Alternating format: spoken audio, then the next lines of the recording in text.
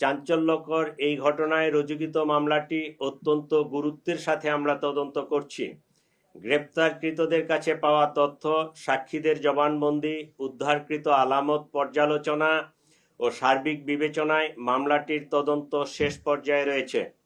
আগামী 7 থেকে 10 দিনের মধ্যে আমরা চার্জশিট প্রদান করতে সক্ষম হব ইনশাআল্লাহ। মোটরসাইকেল আরোহী দুর্বৃত্তের গুলিতে ইনকিলাব মঞ্চের মুখপাত্র জনাব শরীফ উসমান বিন হাদি গুলিবিদ্ধ হন। এই ঘটনার সাথে জড়িতদের আইনের আওতায় নিয়ে আসার জন্য আমরা যথাসাধ্য চেষ্টা করছি। ইতিমধ্যে সংশ্লিষ্ট মামলাটি নিবিড় তদন্তের জন্য ঢাকা মহানগর গোয়েন্দা পুলিশের নিকট হস্তান্তর করা হয়েছে।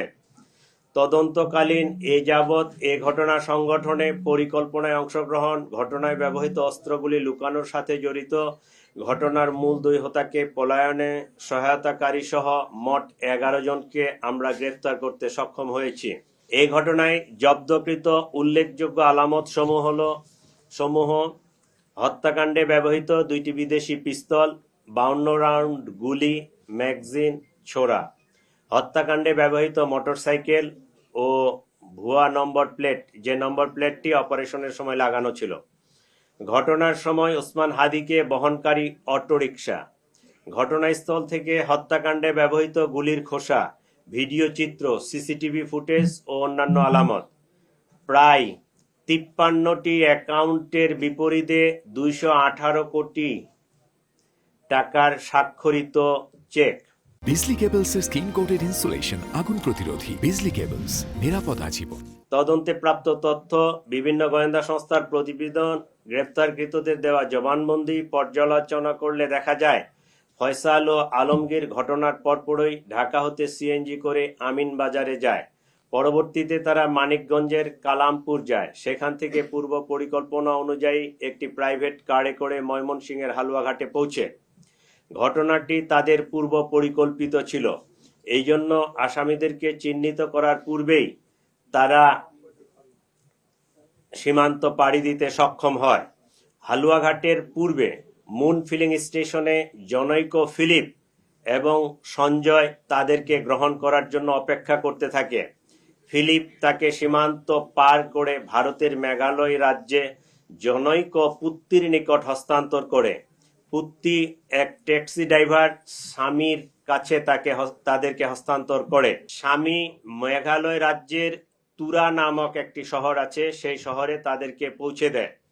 আমরা ইনফরমাল চ্যানেলে মেঘালয় পুলিশের সাথে যোগাযোগ করে যেটি জানতে পেরেছি, তারা ইতোমধ্যে পুত্তি ও স্বামীকে গ্রেফতার করেছে।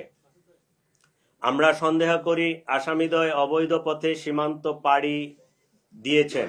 এই ঘটনার সাথে বিভিন্নভাবে জড়িত থাকার কথা স্বীকার করে গ্রেপ্তারকৃতদের মধ্যে 6 জন স্বীকারোক্তিমূলক জবানবন্দি প্রদান করেছেন এবং 4 জন সাক্ষী তারাও 164 ধারায় সাক্ষ্য প্রদান করেছেন।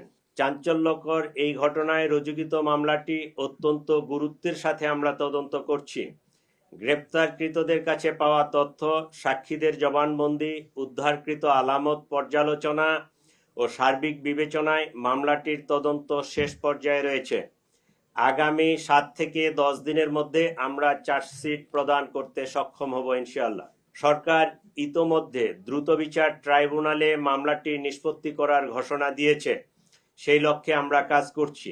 এই জন্য এই জঘন্য ঘটনায় ন্যায় বিচার নিশ্চিত করতে রাষ্ট্রের পক্ষ থেকে, আমাদের পক্ষ থেকে সর্বোচ্চ প্রচেষ্টা অব্যাহত রয়েছে। চেষ্টা করেছি তাদেরকে গ্রেফতার করার জন্য, অ্যারেস্ট করার জন্য। এখন পর্যন্ত যাদেরকে ধরা হয়েছে তাদের সাক্ষ্য প্রমাণ এবং তাদেরকে আমরা যে ছবিগুলো দেখিয়েছি, কারণ তারাও তো চিনে না ওই লোককে, এবং তারা যাদেরকে পার করেছে তাদের ভাষ্য মতে এরা পালিয়ে যেতে সক্ষম হয়েছে।